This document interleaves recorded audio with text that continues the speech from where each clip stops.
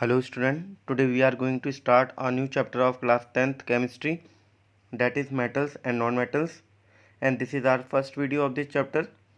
In this video we will study about the basic nature of metals, their physical properties and chemical properties of metals. So let's start with the general introduction. About 118 chemical elements are known at present. On the basis of their properties, all the elements can be divided into two main groups, that is metals and non-metals. Means student अभी तक हमें chemistry के अंदर 118 elements के बारे में पता है और उन एलिमेंट्स को हमने क्लासीफाई किया हुआ है मेनली दो ग्रुप में, मेटल्स एंड नॉन मेटल्स में। और मेन जो क्राइटेरिया हमने यहाँ पर लिया है वो इनकी प्रॉपर्टीज़ के बेसिस पर हमने इनको टू कैटेगरीज़ में डिवाइड किया है। मेन टू कैटेगरीज़ हैं, इसके अलावा इसकी एक और कैटेगरीज है मेटलॉइड्स, लेकिन मेनली दो कैटेगरीज है, मेटल्स एंड नॉन मेटल्स। इस चैप्टर में हम डिटेल में मेटल्स के बारे में, उनकी केमिकल रिएक्शन, केमिकल प्रॉपर्टीज़ के बारे में डिस्कस करेंगे। उसके बाद हम non metals, chemical reaction, physical properties, ये सारी चीज़ों के बारे में हम लोग डिस्कस करेंगे इस चैप्टर में। अब सबसे पहले स्टार्ट करते हैं स्टूडेंट मेटल्स के बारे में। Those element which form positive ions by losing electrons are called metals. यानी कि ऐसे एलिमेंट जो अपने आप को स्टेबल स्टेट में लाने के लिए, अपना ऑक्टेट कंप्लीट करने के लिए, ऑक्टेट का मतलब है स्टूडेंट आउटर मोस्ट शेल में 8 इलेक्ट्रॉन कंप्लीट करते हैं, उस रूल को हम ऑक्टेट रूल बोलते हैं। तो अपने आप को स्टेबल स्टेट में लाने के लिए अपने इलेक्ट्रॉन के लॉस करते हैं, उनको ही हम मेटल्स बोलते हैं। और जो एलिमेंट अपने इलेक्ट्रॉन को लूज़ करते हैं और वो पॉजिटिव आयन ऑक्यूपाई करते हैं, इसलिए इनको इलेक्ट्रोपॉजिटिव एलिमेंट्स भी बोल सकते हैं। Example copper, iron, aluminium, sodium, ये कुछ एग्जाम्पल हैं आपके मेटल्स के स्टूडेंट। एक एग्जाम्पल से जैसे हम लोग यहाँ समझते हैं सोडियम, सोडियम का एटॉमिक नंबर 11 है और जब हम इसकी इलेक्ट्रॉनिक कॉन्फ़िगरेशन करते हैं 281, तो आउटर मोस्ट शेल में एक इलेक्ट्रॉन है जो कि स्टेबल स्टेट में नहीं है। तो स्टूडेंट सोडियम अपने आप को स्टेबल स्टेट में लाने के लिए अपने एक इलेक्ट्रॉन को लॉस कर देता है, इसलिए सोडियम आयन बनाता है Na पॉजिटिव, इसलिए इसको हम इलेक्ट्रोपॉजिटिव एलिमेंट्स बोल सकते हैं क्योंकि ये पॉजिटिव आयन फॉर्म करते हैं स्टूडेंट। नेक्स्ट हम बात करेंगे physical properties of metals. Metals की क्या क्या फिजिकल प्रॉपर्टीज़ होती हैं। फर्स्ट है मेलिएबिलिटी। मेलिएबिलिटी का मीनिंग होता है स्टूडेंट कि जो मेटल्स होते हैं उनको हम थिन शीट्स में भी कन्वर्ट कर सकते हैं, उस प्रॉपर्टी को हम मेलिएबिलिटी बोलते हैं। नेक्स्ट है डक्टिलिटी। डक्टिलिटी का मीनिंग है मतलब जो मेटल्स होते हैं उनको हम थिन वायर्स में भी कन्वर्ट कर सकते हैं, उस प्रॉपर्टी को हम डक्टिलिटी बोलते हैं। मेलिएबिलिटी और डक्टिलिटी सबसे ज़्यादा जो प्रॉपर्टीज़ होती हैं वो गोल्ड में सबसे ज़्यादा मिलती है। देन उसके बाद कॉपर, एल्यूमिनियम, ये कुछ एग्जांपल हैं जो मेलिएबिलिटी एंड डक्टिलिटी की पावर शो करते हैं। नेक्स्ट है हार्डनेस। जो मेटल्स होते हैं वो काफ़ी ज़्यादा हार्ड होते हैं, इसलिए हम जो ब्रिजेस वगैरह जो होते हैं उसे बनाने के पर्पज़ से हम लोग मेटल्स का यूज करते हैं, मेनली आयरन का यूज़ करते हैं। नेक्स्ट है मेटेलिक लस्टर। जो मेटल्स होते हैं वो शाइनिंग प्रॉपर्टी शो करते हैं, जैसे कि आप लोग गोल्ड, एल्यूमिनियम, सिल्वर, ये इसके एग्जांपल है। नेक्स्ट है इलेक्ट्रिकल कंडक्टिविटी। जो मेटल्स होते हैं वो गुड कंडक्टर होते हैं, सबसे अच्छा जो कंडक्टर माना गया है सिल्वर, उसके अलावा कॉपर एंड एल्यूमिनियम, ये कुछ गुड कंडक्टर्स के एग्जांपल हैं। नेक्स्ट स्टूडेंट प्रॉपर्टी है metals are good conductor of heat. ये गुड कंडक्टर होते हैं हीट के, लेकिन यहाँ पर एक्सेप्शन है मरकरी, मरकरी को छोड़कर। नेक्स्ट है high melting point and boiling point accept sodium and potassium. जो मेटल्स होते हैं इनके मेल्टिंग पॉइंट और बॉइलिंग पॉइंट काफ़ी ज़्यादा हाई होते हैं, लेकिन यहाँ पर कुछ एक्सेप्शन है, जैसे सोडियम और पोटेशियम, ये काफ़ी ज़्यादा सॉफ्ट होते हैं, इतने सॉफ्ट होते हैं कि इनको हम ईजिली नाइफ से कट भी कर सकते हैं। नेक्स्ट है सोनोरिटी, मीन्स ये साउंड प्रोड्यूस कर सकते हैं, जैसे कि बेल्स वगैरह जो होते हैं वो साउंड प्रोड्यूस कर सकते हैं, सोनोरिटी प्रॉपर्टी है।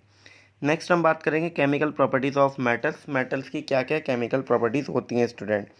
फर्स्ट है reaction of metal with oxygen, यानी कि यहाँ पर जो मेटल है वो ऑक्सीजन या एयर के साथ रिएक्ट करेगा, तो उस केस में जो प्रोडक्ट हमें मिलेगा वो मेटल ऑक्साइड मिलेगा।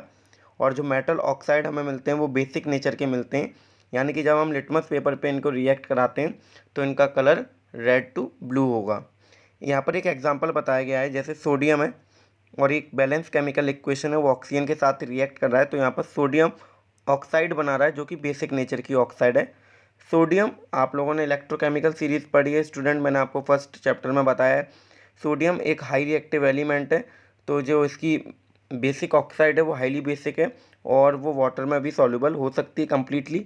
तो नेक्स्ट स्टेप में जो सोडियम ऑक्साइड है उसे हम वाटर में डिज़ोल्व कर रहे हैं, उस केस में ये पूरी तरीके से डिज़ोल्व हो जाएगा और एक वाटर सॉल्युबल बेस हमें मिलेगा, that is sodium hydroxide NaOH।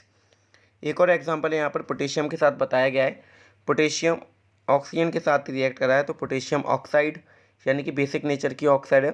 Potassium भी एक हाई रिएक्टिव एलिमेंट है और जो उसकी ऑक्साइड जो बन रही है वो भी हाईली बेसिक है। तो जब हम वाटर के साथ इसको डिज़ोल्व करेंगे तो ये पूरी तरीके से डिज़ोल्व हो जाएगा और इस केस में हमें पोटेशियम हाइड्रोक्साइड मिलेगा जो कि एक वाटर सॉल्युबल बेस है। नेक्स्ट हम बात करेंगे, यहाँ पर एक एक्सेप्शन दे रखा है उसके बारे में। Some metal oxide such as aluminum oxide and zinc oxide show both type of behavior, that is acidic and basic. Such metal oxide which react with both acids as well as bases to produce salt and water are called amphoteric oxide. Student यहाँ पर आपको amphoteric oxide का meaning पता होना चाहिए। Mainly यहाँ पर जो मेटल्स होते हैं वो बेसिक नेचर के ऑक्साइड बनाते हैं, लेकिन दो ऐसे एलिमेंट हैं एल्यूमिनियम और जिंक, जो ऑक्साइड अपने बनाते हैं वो एम्फोटेरिक नेचर की होती है, यानी कि इनकी जो ऑक्साइड है वो एसिड के साथ भी रिएक्ट कर सकती है और बेस के साथ भी रिएक्ट कर सकती है। ऐसी ऑक्साइड को हम लोग एम्फोटेरिक ऑक्साइड बोलते हैं, जिनके एग्जांपल्स आपको पता होना चाहिए, जिंक ऑक्साइड और एल्यूमिनियम ऑक्साइड। स्टूडेंट नेक्स्ट यहाँ पर बताया गया है, सबसे पहले एक एग्जांपल लिया गया है एल्यूमिनियम का और ऑक्सीजन के साथ रिएक्ट करा और एल्यूमिनियम ऑक्साइड बनाया। एल्यूमिनियम ऑक्साइड जो यहाँ पर बनी है वो आपका ये जो है एम्फोटेरिक नेचर की है। एक बार ये एसिड के साथ रिएक्ट करा है, जो एसिड हम लोगों ने लिया है वो हाइड्रोक्लोरिक एसिड है, यानी कि यहाँ पर जो प्रोडक्ट मिलेंगे एल्यूमिनियम क्लोराइड और वाटर मॉलिक्यूल एलिमिनेट आउट हो रहे हैं। नेक्स्ट एल्यूमिनियम ऑक्साइड बेस के साथ भी रिएक्ट कर सकता है, जो बेस हमने लिया है यहाँ पर सोडियम हाइड्रोक्साइड लिया है, उस केस में यहाँ पर जो प्रोडक्ट मिलेगा वो सोडियम एल्यूमिनेट मिलेगा NaAlO2 और वाटर मॉलिक्यूल एलिमिनेट आउट होंगे। ऑर्डर ऑफ रिएक्टिविटी यानी कि क्या ऑर्डर होगा रिएक्टिविटी का मेटल्स का ऑक्सीजन के साथ, सबसे ज़्यादा जो इजीली रिएक्ट कर सकता है सोडियम, फिर उसके बाद मैग्नीशियम, जिंक, आयरन, कॉपर और सिल्वर। सिल्वर सबसे कम रिएक्ट कर सकता है, लेस रिएक्टिव है ये नेचर में। नेक्स्ट बात करते हैं anodising. It is a process of forming a thick oxide layer on the surface of metal. At ordinary temperature, the surface of metal like zinc, aluminium, etc. are covered with a thin layer of oxide. Student anodising एक ऐसा process है जिसमें हम oxide की thin layer को किसी भी metals के ऊपर कवर अप करते हैं उस मेटल को, उस प्रोसेस को हम एनोडाइजिंग बोलते हैं। जैसे हम एक एग्जांपल से समझते हैं, सल्फ्यूरिक एसिड का जब हम इलेक्ट्रोलिसिस कराते हैं तो इलेक्ट्रोलिसिस कराने के लिए हमें एक एनोड और कैथोड बनाते हैं। तो जो एनोड हम लेते हैं वो एल्यूमिनियम का लेते हैं और जैसे हम इलेक्ट्रिक करंट पास करते हैं तो सल्फ्यूरिक एसिड ब्रेक डाउन होता है और जो ऑक्सीजन है वो एनोड की तरफ आता है और वहाँ पर हमने एल्यूमिनियम ले रखा है, तो एल्यूमिनियम के ऊपर वो कोटिंग बन जाती है और एल्यूमिनियम ऑक्साइड बनता है।